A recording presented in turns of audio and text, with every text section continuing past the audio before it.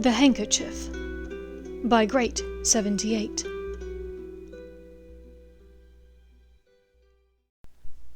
Chapter 18. Into the Maze. When the article about Potter's fainting spell in divination class came out in the Daily Prophet, Draco was surprised to read a few things that almost sounded like they'd been quoted from him in it. Hermione had been strangely silent since the article. When Draco had taken the piss out on Potter over it in the Great Hall, she hadn't met his eyes. Surely she didn't think he was passing info to Skeeter. He didn't particularly like Potter, found his champion status nearly insufferable, and sincerely hoped that Diggory would pull off the win, but he hadn't seen Skeeter in months, since that day in the corridor with her, in fact, and had never spoken to her. The school year was drawing to a close. Draco was stressed about examinations and used that excuse for why Hermione's responses to his messages had been rather short as of late.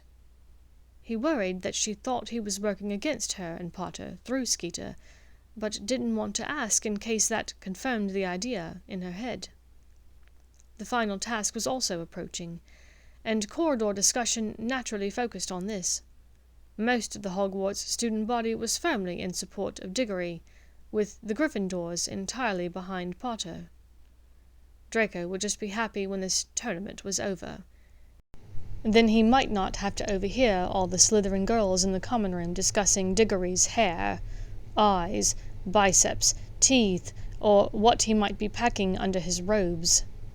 There had even been a few whispers in the same vein about Potter, much to his distaste. Maybe once this tournament was done, this damnable school might finally get back to an actual sport for once. Draco had continued working out all year in preparation for the next Quidditch season. Maybe the discussion next year might be about his biceps for once. The final task was at night, and the Quidditch stands were aglow with magical lights. There was an air of excitement.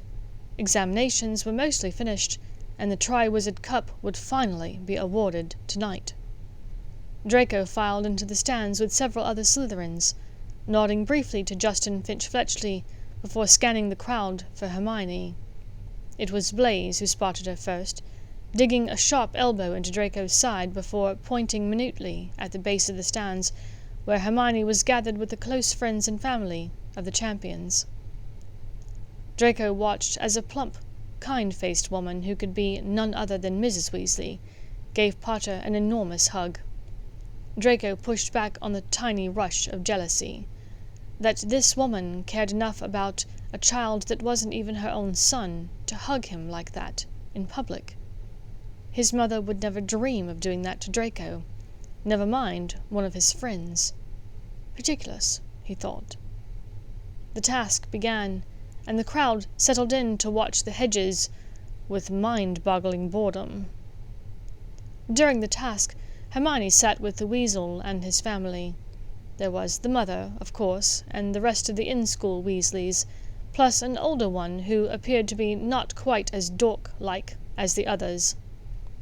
Draco looked at the judges' tables and was glad to see that Percy the Poncy prefect was nowhere to be seen.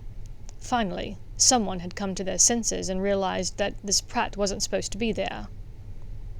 After a while, red sparks appeared above the maze, and Hagrid and Professor McGonagall emerged with Fleur de la Cour. Ostensibly, in addition to the couple of students from Beauxbatons that rushed to her side, the oldest Weasley bloke went to check on her as well. Draco rolled his eyes at the overconfidence of the git. Imagine a girl like Fleur de la Cour being interested in a Weasley wanker. Shockingly enough, though, she didn't rebuff him immediately, and instead smiled and batted her lashes at him.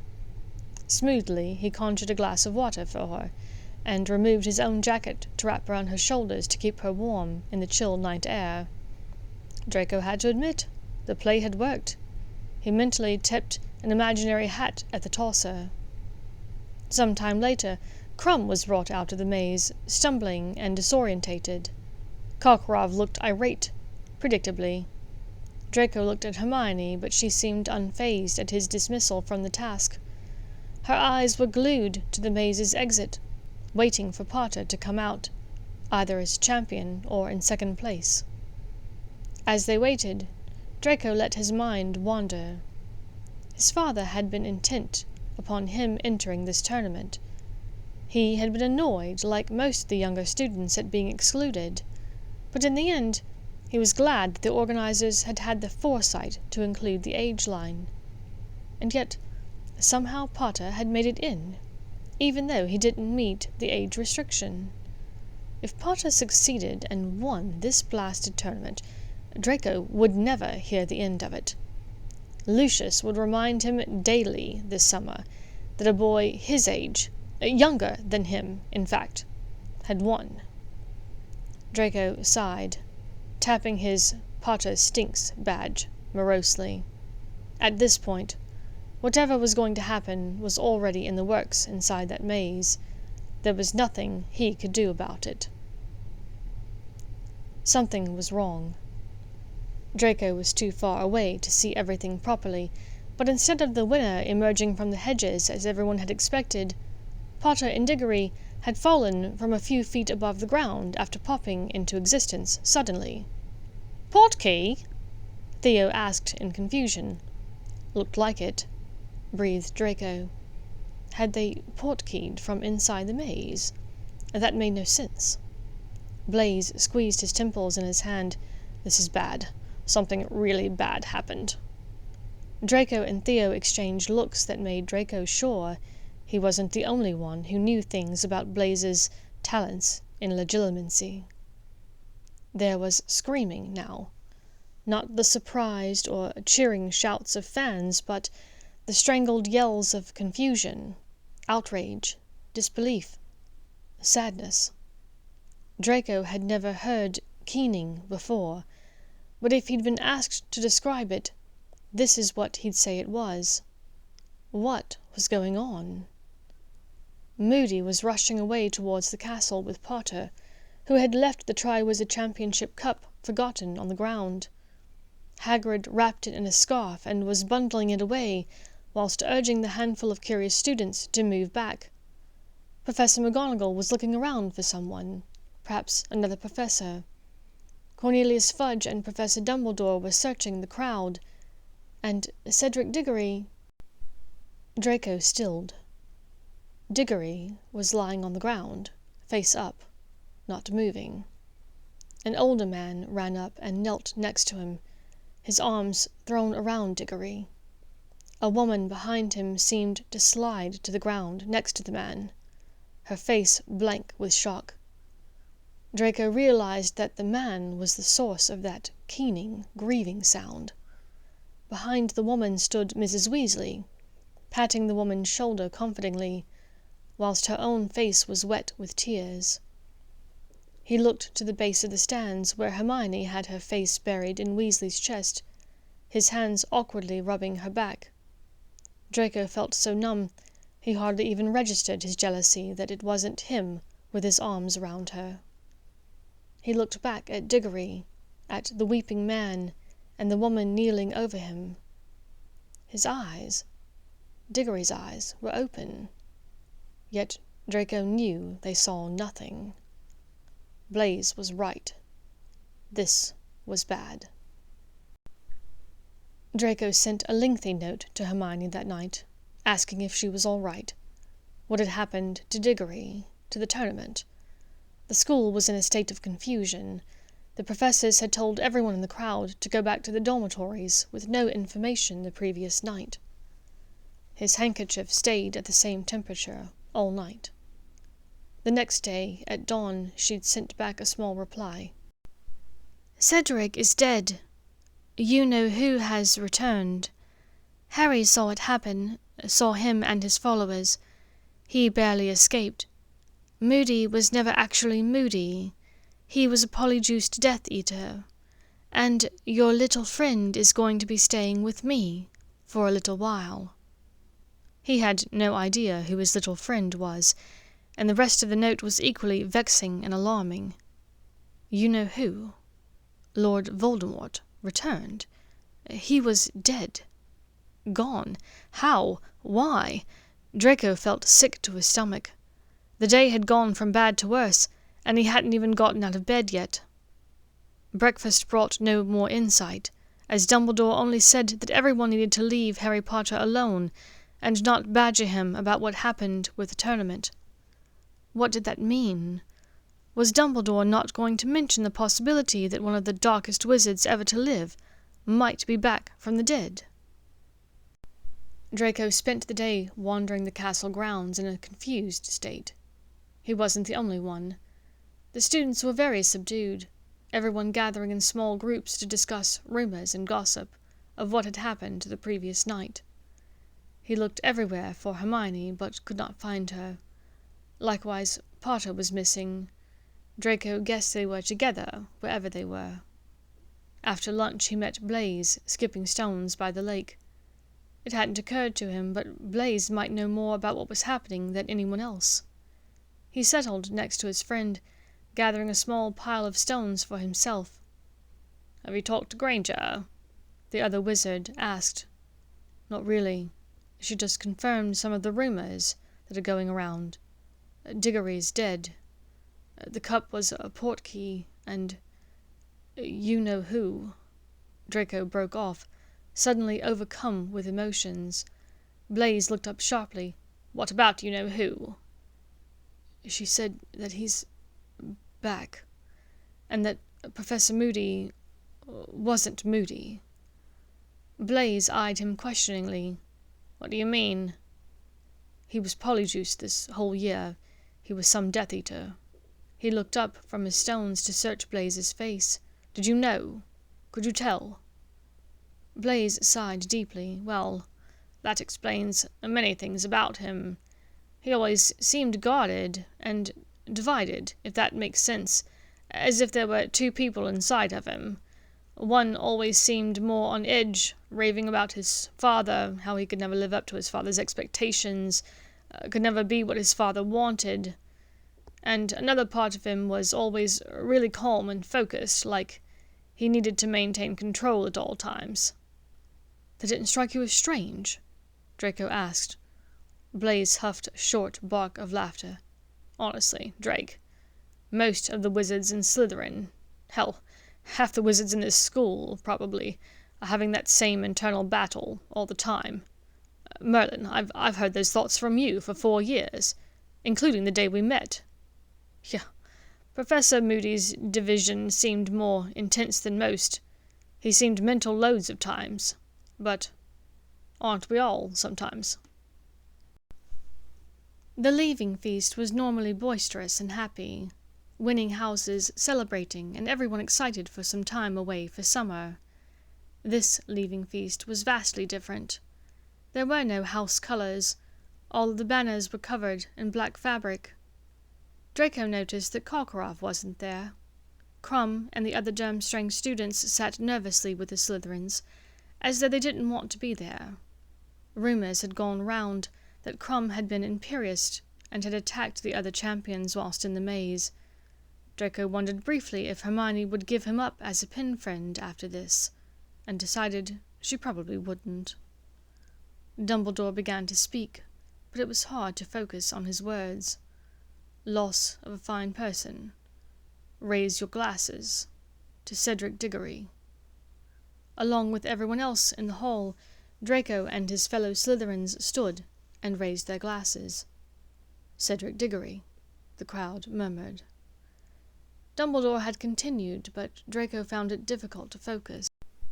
One of their classmates was dead, and the girl that he liked seemed not to want to speak to him, or even look at him, almost like she thought he'd had something to do with it, based on the way she kept her eyes downcast. Then something Dumbledore said snagged on his brain, and he snapped back to attention. "Cedric Diggory was murdered by Lord Voldemort." So, Hermione had been right. If Dumbledore believed it, then it was probably the truth. Crabbe muttered under his breath, "Serve that Poncy get right." Draco leaned towards him swiftly, nearly about to defend Diggory, but then thought better of it. If you know who really was back, Draco needed all the allies he could get. Maybe, he mumbled, looking up to catch Theo's narrowed gaze.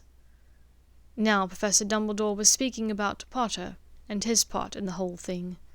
Several of the Slytherins had sat down during this portion of the speech. He showed, in every respect, the sort of bravery that few wizards have ever shown in facing Lord Voldemort, and for this I honor him.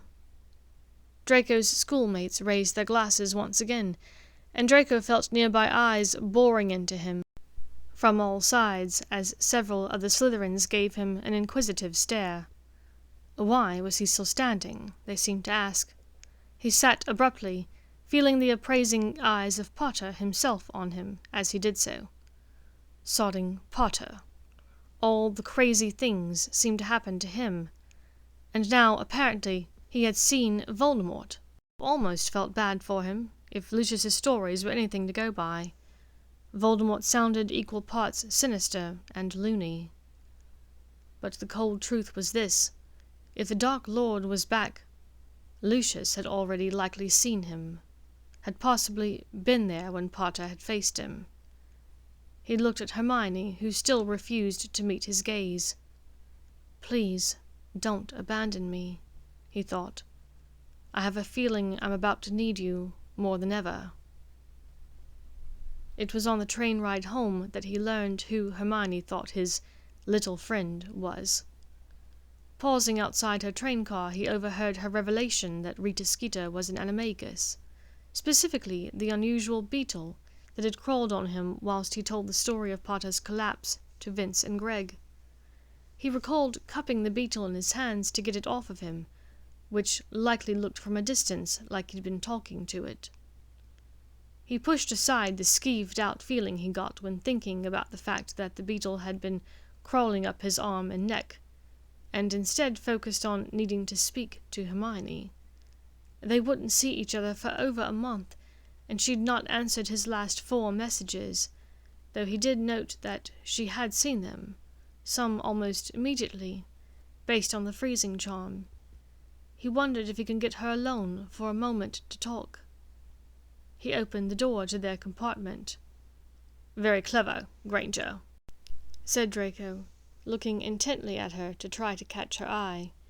She was pointedly staring away from him, down at her shoes. "So, you caught some pathetic reporter, and Potter's Dumbledore's favorite boy again. Big deal." "Look at me, Hermione. Look up, please." He tried again, speaking softly this time. "Trying not to think about it, are we? Trying to pretend it hasn't happened." He nearly added, "So am I," but knew this wouldn't play well with Vince and Greg. If Lucius had been in Voldemort's circle, he was sure their fathers were as well. If he showed fear, surely it would get back to Lucius and possibly to the Dark Lord himself. "Get out," said Potter. Hermione said nothing. Why was she treating him like her enemy? What had Potter said to turn her against him so easily? His eyes flashed back to the Wonder Boy, so sure of himself after winning the tournament, escaping the Dark Lord, Dumbledore's pet. Suddenly, his jealousy and anger was running away from him. "You've picked the losing side, Potter. I warned you. I told you you ought to choose your company more carefully, remember? When we met on the train, first day at Hogwarts, I told you not to hang around with riffraff like this." He looked over at Ron, but it was Hermione who flinched. He felt on the verge of tears, the words that were falling from his mouth, the memory he was reliving. It was as though he was talking to himself. If only Draco hadn't been so quick to accept the offer of Vince and Greg's friendship. If only he had just held his tongue when Pansy and the rest of the Slytherin house were bad-mouthing Potter and Weasley and Hermione and the rest of the Gryffindors. He might not be able to escape entirely what was surely coming for him, but he could have tried to stay somewhat neutral like Blaise and Theo had. And his witch might not be trying to ignore him now. too late now, Potter. They'll be the first to go. Now the Dark Lord's back. Mudbloods and muggle lovers first." His heart felt like it was being ripped from his chest by his own words. He knew, somehow, beyond any doubt, that it was true. His father despised Hermione for her intellect, for what she represented. His own son's failures in school, Lucius's firing from his prestigious role on the Board of Governors, both brought about by a mudblood. He had no doubt that Hermione had a target on her back, and it was 100% Potter's fault. If she hadn't become friends with him, if Potter had refused her friendship, she'd be safe. Granted, she'd still be the brightest witch of her age, but that would just mean that Draco was a failure, not that Lucius was one too. Then the image of a different father popped into his head, a father weeping over his dead son in a way that Lucius would never care enough to do. "Well, second, Diggory was the he began bitterly, realizing how flippant his words sounded, a moment too late. Draco looked up to see 3 wands pointing at them, 3 hexes coming his way. 2 of them he pretty much expected, but the 3rd was a surprise, and he felt it more than the other 2 combined. He finally locked eyes with her as he was falling, collapsing to the floor. Her fiery copper gaze met him with anger and hurt, and a challenge to do what? To be different, to choose better, just as his own eyes dropped shut.